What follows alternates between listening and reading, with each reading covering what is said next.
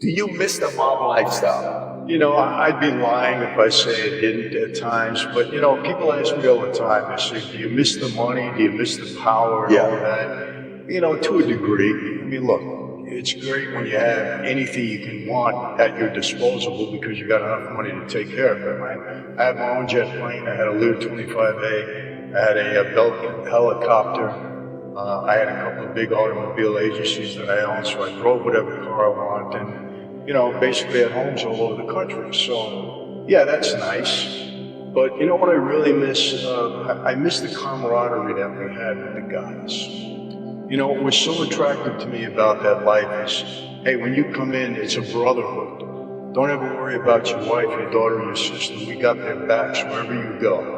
If somebody hurts you, we got somebody to back you up. That's very powerful, very, very powerful. And I miss that kind of camaraderie that we had. So, it's also nice, going into the back room. I'm going to tell you this. For those of you that saw Goodfellas, Henry Hill, he never walked in through the back kitchen of the Copacabana. I can tell you that now. But I did many times.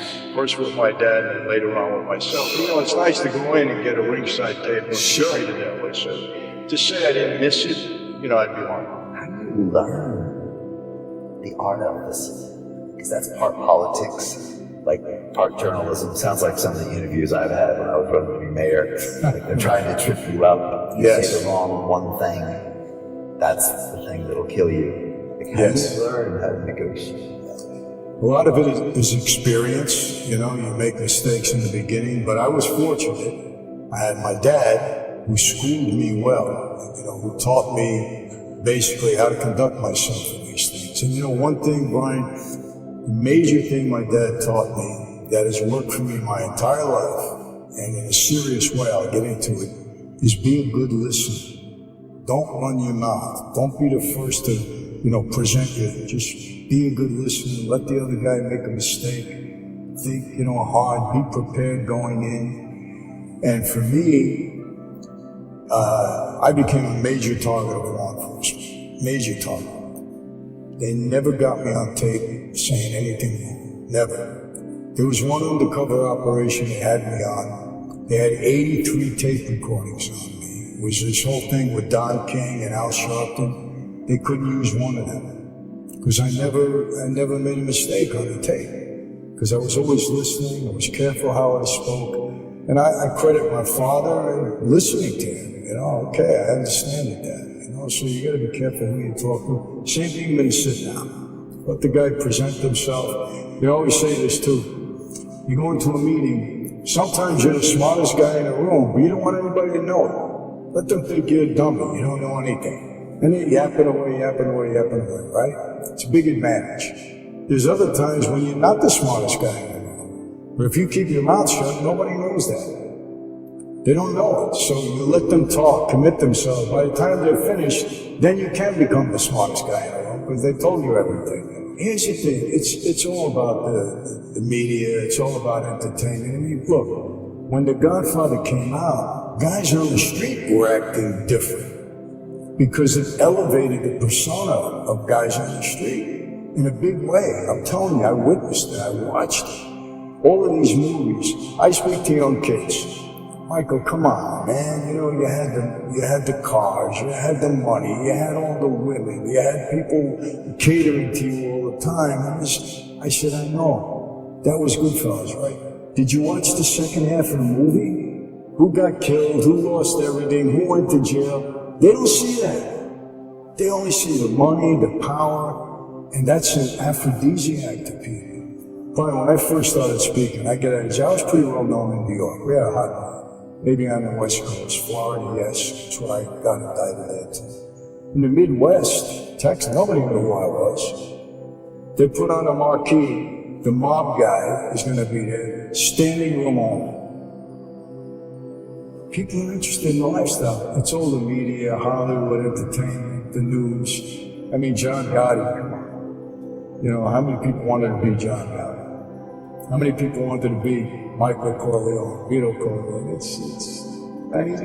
Because they see the upside, but they don't see what comes. They don't see it, and they don't pay attention to it. You actually had a lot of Yeah. things going on with, you had stuff going on with dealerships, you own all these different things with cars. Patrick, I bought a Mazda agency when you couldn't give a Mazda. I remember that. I remember reading Because that. the Wankel engines were exploding. You couldn't give one away. And I built that into the biggest agency on Long Island as far as Mazda was concerned. And it was a lot of work, and I had to do things differently. But I was able to do it. I think I had a head for business. I had a knack for it. Now, you know, don't get me wrong. I'm not the smartest business guy around because a lot of things in business I don't enjoy doing.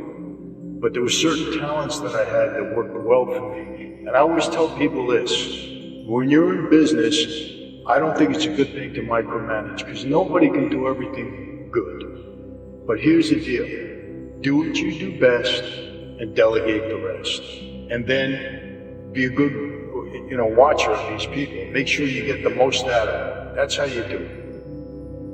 You know, it's, you can't hang out with the wrong people and be accountable to the wrong people, continue to do the wrong things and think it's going to end up okay.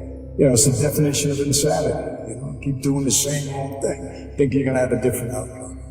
So, and look, in this life I have found out, number one, we are who we hang out with. We're judged by the people we surround ourselves with and who we are accountable to.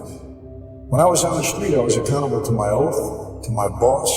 I was a criminal. Every day of my life on the street, I'm violating the laws of God and the laws of man, because that's who I was accountable to. Now, with the grace of God, I've been able to, transform that part of my life. I'm accountable to God, to my wife, to my children, to people that trust me. So I'm on the right path. I try to stay on it. But, remember this, it's what I tell these guys too. You can take the boy out of Brooklyn. Can't always take Brooklyn out of the boy. I have the same instincts that I've had. They don't go away. Sometimes I want to deal with things the wrong way, but I catch myself, as much as I can.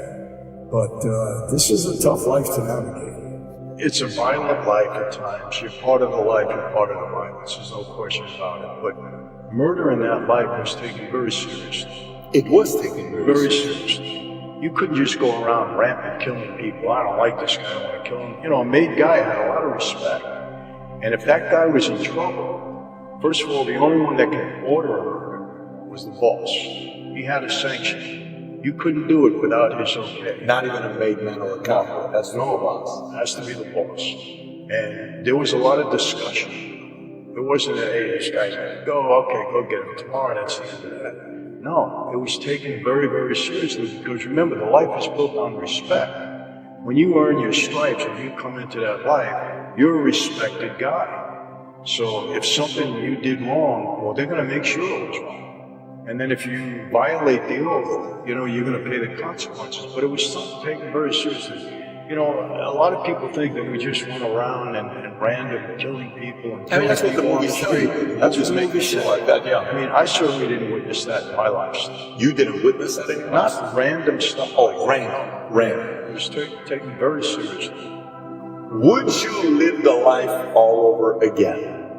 Now, because I'm a guy of faith now, and I've turned my life around, I can never go back to that because I know that I did a lot of things that I regret during that time. But take that away, would I want to go back and at least have that experience again?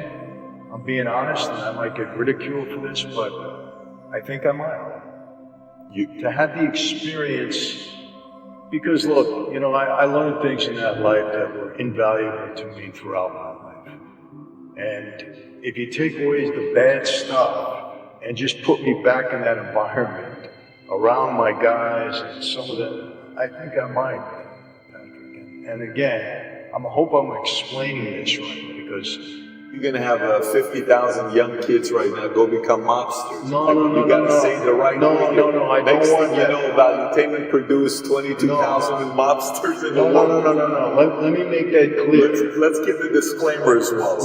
Let me make that clear. I said it's an evil life. I said you're selfish if you put your family through that. You're going to end up in prison or dead, one of the two. Government's got it all. And it's morally wrong. I mean, there's no question about it. But look, there was some perks in that life that I enjoyed. I got to be honest with you. Now, the price you pay as a result of the short time that you're going to have those perks is terrible because you're devastated for the rest of your life. So it doesn't make sense. I speak to a lot of young kids. I speak to gangbangers. I go into detention halls. I have an influence over them, obviously. And I tell them straight out, you're going to be in prison for the rest of your life, or you're gonna die. It's one of the two things. And they'll say, but Michael, I saw you in Goodfellas, and they had the money, they had the power, they had the girls.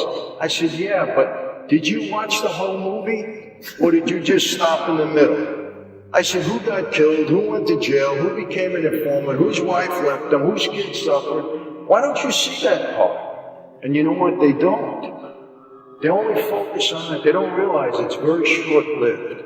And then in the end, you're going down. And so please, anybody listening, Darren, don't get upset with me. I speak to these kids and I tell them the truth. It's a bad life. Don't ever pursue it. Don't ever make the mistakes that I did.